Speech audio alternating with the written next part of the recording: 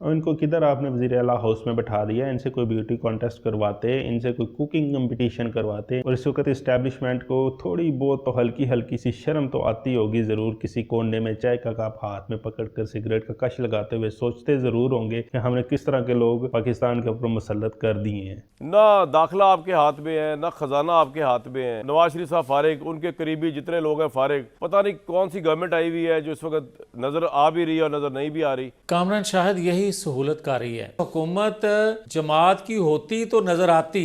आप बताएं कि हमें तो सादा अक्सरियत भी नहीं मिली भाई। तो आप भी कठपुतली हैं वालों के। बिल्कुल आप सही कह रहे हैं, अल्फाज सख्त हैं, शर्मिंदगी वाले हैं। हुकूमती पार्टी ने ऑफर दी है कि आप 20 से 25 सीटें पीटीआई की और तोड़ के लेके आएँ, फिर हम आपको कनाडा के अंदर पाकिस्तानी सफ़ीर बनाकर भेज देंगे, जिधर आप मजीद 5 से 6 साल अय्याशी के साथ काम कर सकेंगे। बिस्मिल्लाहिर्रहमानिर्रहीम। एडिक्स न्यूज़ में खुशामदीद। मैं हूँ अहमद अली शाह। आज की टॉप न्यूज़ में आपको बताएंगे कि मरियम नवाज के टशन पूरे होने का नाम नहीं ले रहे और उन्होंने डिमांड कर दी है कि मुझे मैचिंग टायर चाहिए, मुझे मैचिंग पोशिश चाहिए, मुझे मैचिंग कुशन चाहिए अपनी गाड़ी के अंदर। उसके लिए मुझे 3 करोड़ रुपया इशू करें। और इस वक्त उनको लगाने वालों को, उनके हमारे ऊपर मसलत करने वालों को भी ये खबर देकर थोड़ी सी हल्की सी शर्म तो आई होगी, थोड़ा सा सर तो झुका होगा, थोड़ा सा उनको नदामत हुई होगी कि ये हमने किस तरह के लोग पंजाब के ऊपर मुसल्लत कर दिए हैं। आप कोई इन्फ्लुएंसर नहीं है, आप कोई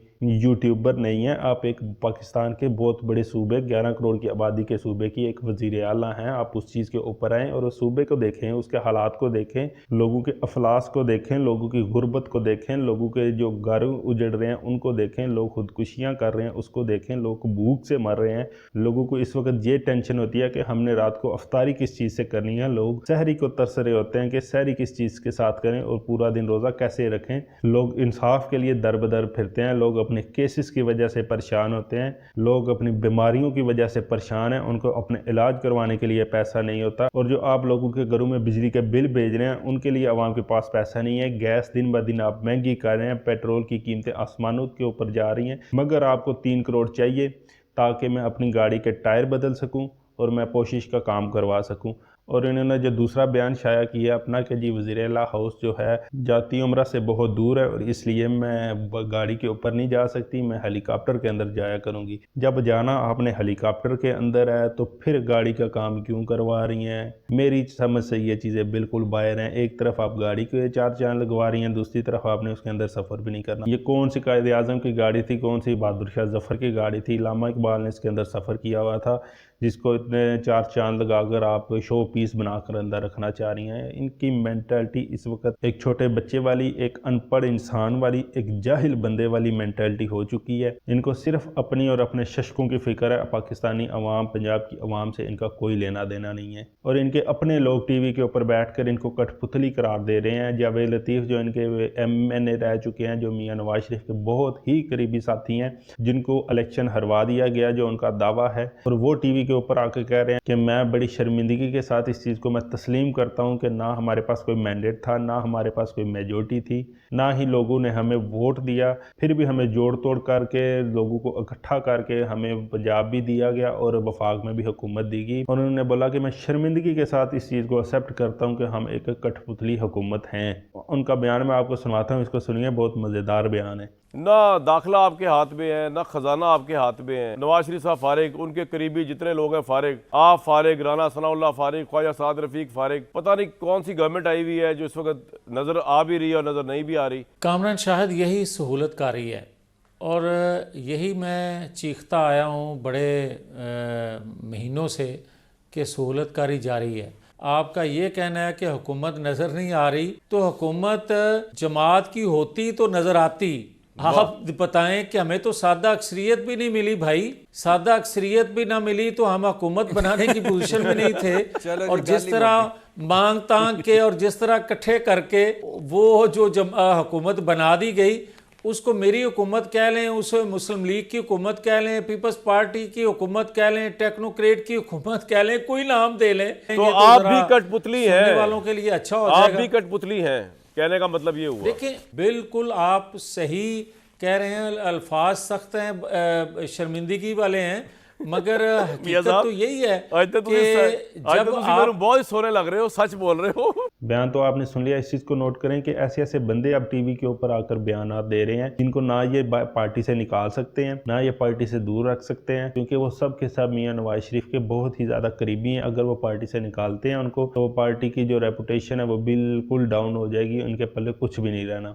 मगर फिर भी इनके शशके नहीं पूरे हो रहे। एक बैठ कर वफाक के अंदर अपने मज़े ले रहा है, और इधर मरीम नवाज ने टिकटॉक अकाउंट खोल लिया और डेली की 5 से 10 टिकटॉक बनाकर ये डेली अपलोड करती हैं ताकि मैं लोगों के अंदर मकबूल हो जाऊँ। इनको किधर आपने वज़ीर आला हाउस में बैठा दिया। इनसे कोई ब्यूटी कॉन्टेस्ट करवाते, इनसे कोई कुकिंग कंपटीशन करवाते, इनसे कोई मॉडलिंग या एक्टिंग के ऊपर काम करवाते। ये वो लोग हैं, आपने इनको उठाकर वज़ीर आला हाउस में बैठा दिया। और इस वक्त इस्टेब्लिशमेंट को थोड़ी बहुत तो हल्की हल्की सी शर्म तो आती होगी ज़रूर। किसी कोने में चाय का कप हाथ में पकड़ कर सिगरेट का कश लगाते हुए सोचते ज़रूर होंगे कि हमने किस तरह के लोग पाकिस्तान के ऊपर मुसल्लत कर दिए हैं। और दूसरी तरफ जो इमरान खान के ऊपर इन्होंने पाबंदी लगाई थी 2 हफ्ते के लिए, वो सारे दहशतगर्द भाग गए हैं जी। वो जो ऑपरेशन शुरू हुआ था क्लियरेंस ऑपरेशन, वो भी हो गया जी। पूरा जो अडयाला का इलाका है वो सारा क्लियर हो गया है जी। जो उधर सिक्योरिटी थ्रेट थे वो भी खत्म हो गए हैं जी, क्योंकि सोशल मीडिया के ऊपर अवाम ने इनकी दुर्गत बना के रख दी। और इनके अपने सहाफ़ी जो नून लीग के कैंप के अंदर बहुत ज़्यादा